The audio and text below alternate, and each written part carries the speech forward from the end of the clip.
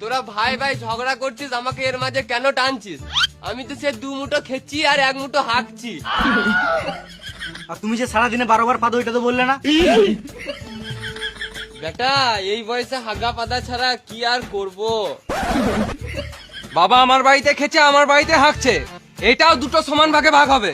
ঠিক আছে তাই হবে। আজ থেকে বাবা তোর বাড়িতে খাবে আর আমার বাড়িতে হাঁকবে। তাহলে আমি গাড় দেবো কোথায়? বাবার খাওয়া হাগাটা যখন ভাগ হয়ে গেল তখন জায়গাটা ভাগ করে নাও, নাহলে তোমার দাদা বৌদি এমনি করে গোটা জায়গাটা দখল করে নিবে। হ্যালো ছটকি, তুই তো পরিবারটা ধ্বংস করলি। মুখ সামনে কথা বলবো কি? ঠিকই তো বলছি খেপি চুদি। সেদিন বাবাকে এক বাটি মাংস দিলাম, বাটিটা তো গাড়ে ভরে নিলি হারাম দাদি। তোর মুখ ভেঙে দেবো শুয়োরের বেটি। তোর মুখ ভেঙে দূরে খাও বেটি।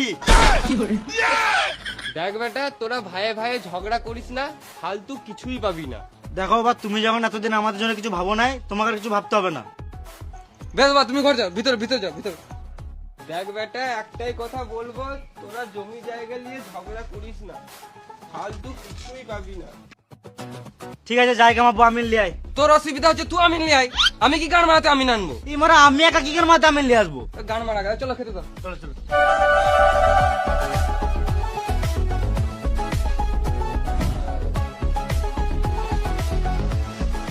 খেতে খেতে খেতে লেগে যাও আমার। তোর দ্বারা কিছু হবে না বুঝলি, সারা জীবন খালি মুখটা খেতে আর গাঁটটা হাতে দিচ্ছে। ছেলে পেলে হবে করে থাকবে আর সব জায়গায় যাবে ওই নিল। তুই থাক, আমি চললাম বাবার ঘর। তোর দ্বারা কিছু হবে না, তুই মেয়েদের মুখে ঘরে ঢুকে থাক।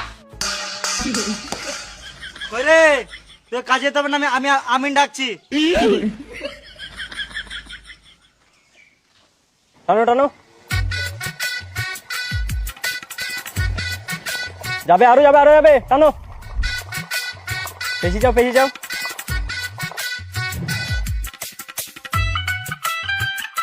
আর কত টানবো? আরো যাবে বাড়ি অব্দি।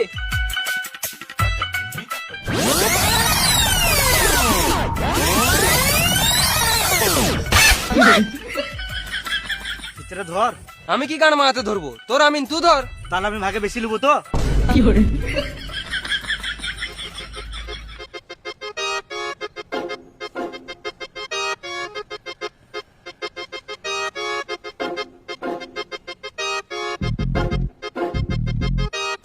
পেছি যাও, পেছি যাও, নামাও।